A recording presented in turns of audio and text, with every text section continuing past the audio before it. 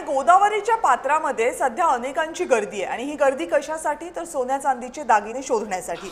नाथषष्ठीमुळे गोदावरीचं पाणी कमी केले।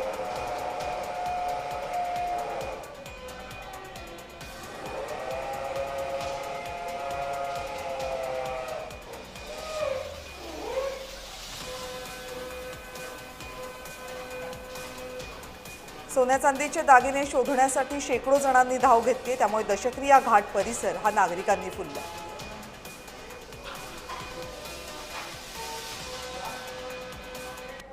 नाथषष्ठी निमित्त गोदावरी नदीपात्रातील पाणी जे आहे ते कमी करण्यात आलेलं आणि त्यामुळे गोदावरी नदीपात्रामध्ये विसर्जन केलेलं सोनं चांदी शोधण्यासाठी नागरिकांनी या ठिकाणी मोठी झुंबड केल्याचे आपल्याला पाहायला मिळत आहे। या ठिकाणी जर पाहायला गेलं तर 200हून अधिक नागरिक जे आहे ते गोदावरी नदीपात्रामध्ये या ठिकाणी उतरून सोने चांदी पैसे शोधत असल्याचे आपल्याला पाहायला मिळत आहे। या ठिकाणाहून 2 रुपये उत्पन्नही ते कमवत असल्याचे आपल्याला पाहायला मिळत आहे।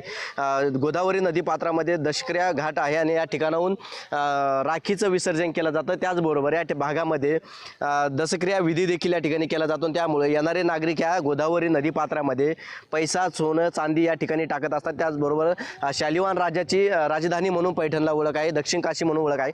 त्यामुळे या ठिकाणी येणाऱ्या भक्तांची संख्या मोठी असते। त्यामुळे गोदावरी नदीपात्रामध्ये स्नान करण्यासाठी गेलेले नागरिक देखील या ठिकाणी पैसे टाकत असतात। मात्र नाथषष्ठी जी आहे ती आता तोंडावरती आलेली आहे। त्यामुळे नाथषष्ठीच्या निमित्त या वाळवंट परिसरामध्ये नागरिकांना राहता यावं यासाठी प्रशासनाच्या वतीने आता गोदावरी नदीपात्रातील पाणी जे आहे ते कमी करण्यात आलेलं आहे आणि त्यामुळे या ठिकाणच्या जे सोनं चांदी शोधणारे नागरिक आहेत त्या नागरिकांना आता या ठिकाणून 2 रुपये उत्पन्न जे आहे ते मिळत असल्याचं पाहायला मिळतंय।